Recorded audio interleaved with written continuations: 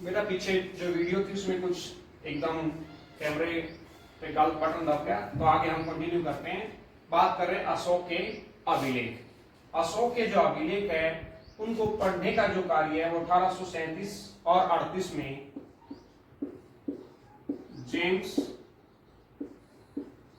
Prinsep, एक अंग्रेज विद्वान पुरातत्वविद हुए हैं, उन्होंने सबसे पहले अशोक के अभिलेख पढ़े। अशोक के अभिलेखों के अंदर दो नाम सबसे ज्यादा देखने को मिलते हैं, प्रियदर्शी और दूसरा देवानाम पिए। इन दोनों नामों के बारे में पहले जो विद्वान थे वो काफी कंफ्यूज थे, और सबसे पहले जेम्स प्रिंसेप ने बताया कि देवानाम पिए और प्रियदर्शी जो है वो अशोक के ही उपनाम है या अशोक द्वारा धारण की गई उपाधियां हैं। प्रियदर्शी का मतलब होता है देखने में सुंदर, देवनाम प्रिय यानी देवताओं को जो प्रिय हो, जो देवता जिसे प्यारे करते हैं। तो सबसे पहले जेम्स प्रिंसेप ने 1837-38 में अशोक के अभिलेखों का अध्ययन किया। यह हमने पहले बता दिया था कि अशोक ने दारा शासक से अभिलेख लिखने का कार्य शुरू किया था, उनसे प्रेरणा लेकर। इनके जो अभिलेख हैं वो जामी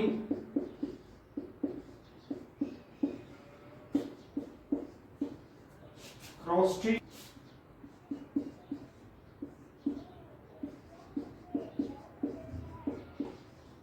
आर्माइक लिपि में मिलते हैं और इनको पढ़ने का कार्य जेम्स प्रिंसेप द्वारा किया गया। अब बात आती है कि एक और प्रश्न मुझे ध्यान आ गया, एक आ जाता है अभिलेख शास्त्री।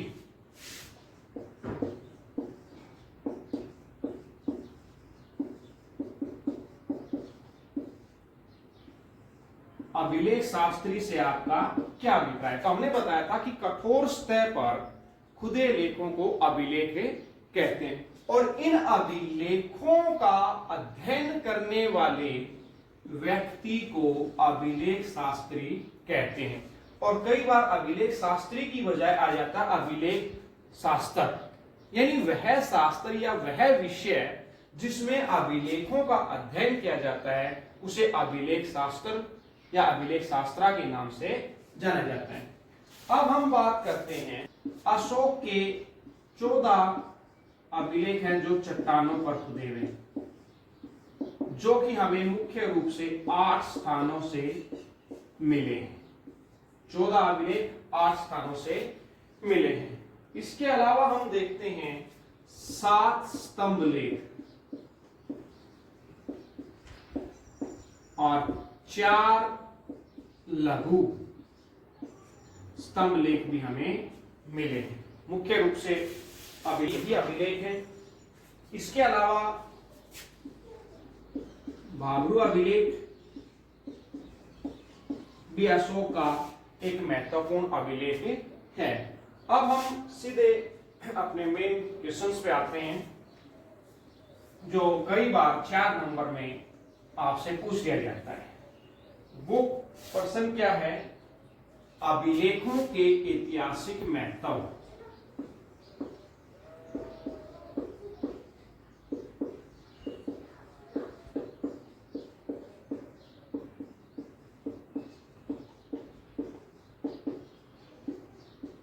अभिलेखों के ऐतिहासिक महत्व की भी, इतिहास के अंदर अभिलेखों की क्या महत्व है।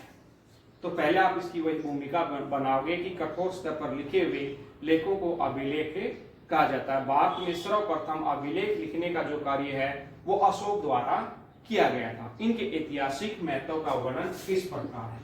नंबर 1, साम्राज्य विस्तार के बारे में जानकारी।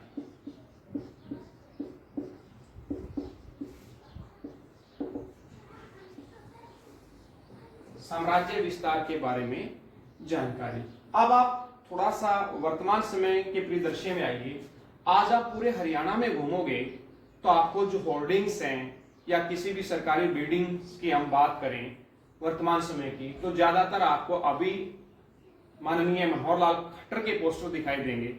जब हम पंजाब के अंदर जाते हैं तो वहां हमें खट्टर के पोस्टर दिखाई नहीं देंगे, वहां हमें दिखाई देंगे माननीय कैप्टन अमरिंदर सिंह के। इसी प्रकार यदि हम राजस्थान में जाएंगे तो वहां हमें दिखाई देंगे गहलोत जी की।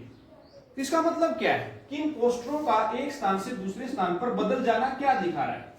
वो दिखा रहा है कि ये सीमा पंजाब की है, ये हरियाणा की है, ये राजस्थान की है।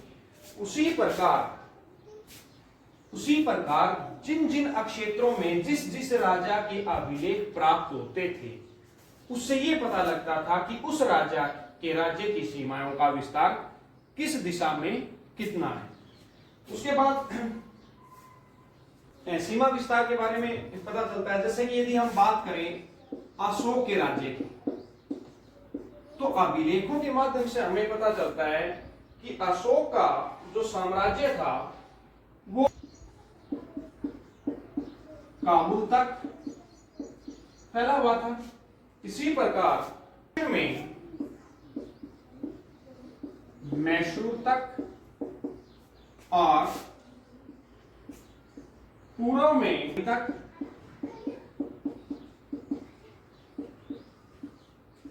और अरब सागर तक, अरब सागर तक। तो ये जो साम्राज्य विस्तार की हमें जानकारी मिलती है अशोक की, वो किससे मिलती है? उनके अभिलेखों से। दूसरा जो है क्या? अभिलेखों से शासन व्यवस्था के बारे में, शासन व्यवस्था के बारे में। राजा जो भी आदेश या राजा आदेश देता था उनको ज्यादातर अभिलेखों के ऊपर खुदवा दिया जाता था। जैसे कि हम बात करें अशोक के कि भाई अशोक की हत्या नहीं करनी, अपने धर्म महामात्रों की नियुक्ति की उन्होंने, तो वो सारी की सारी कहां खुदाई गई? अभिलेखों पर। इससे हमें या किसी भी मंत्री इत्यादि की नियुक्ति की जाती थी तो उसमें भी ताम्र पत्रों के ऊपर उनको नियुक्ति पत्र के रूप में दिया जाता था। तो उससे हमें उनके शासन व्यवस्था के बारे में जानकारी मिलती है कि उनकी शासन व्यवस्था कैसी थी, किस प्रकार के आदेश राजा द्वारा दिए जाते थे। उसके बाद है राजा के चरित्र के बारे में पता चलता है।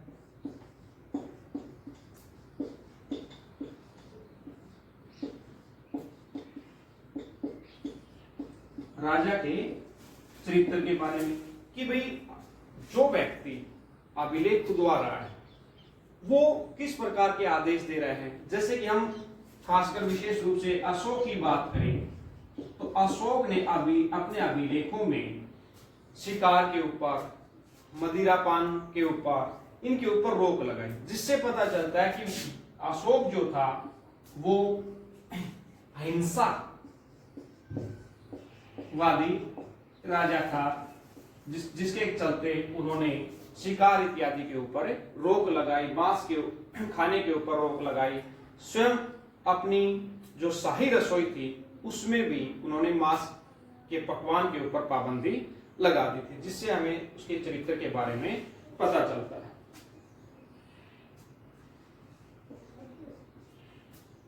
राजा की रुचियों के बारे में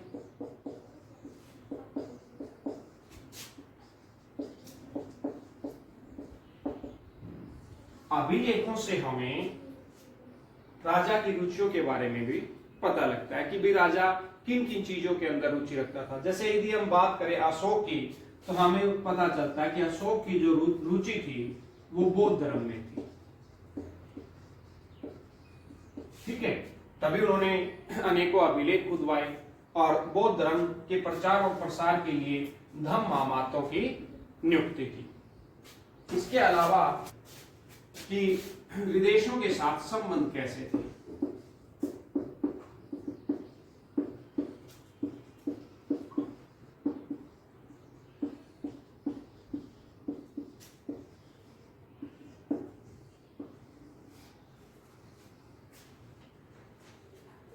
अभिलेखों से हमें संबंधित राजा के विदेशों के साथ संबंध कैसे थे इसके बारे में भी जानकारी मिलती है। जैसे उदाहरण के तौर पर अशोक ने श्रीलंका में धर्म प्रचार के लिए अपनी पुत्री संघमित्रा और महेंद्र दोनों को श्रीलंका भेजा।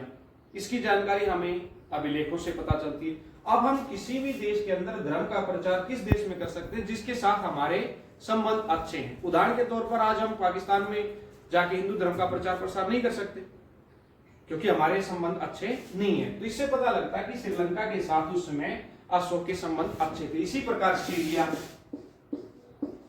में भी अशोक ने अपने धर्म के प्रचार के लिए अधिकारी भेजे थे। तो इन सभी से ये पता लगता है कि उस समय अशोक के श्रीलंका और अन्य देशों के साथ संबंध अच्छे थे। इन सभी बातों की जानकारी हमें कहां से मिलती है? अभिलेखों से। तो आपके सिलेबस के अनुसार ये इतना ही है। Thank you. उम्मीद करता हूं कि आप प्रत्येक सब्जेक्ट का कार्य अच्छी तरह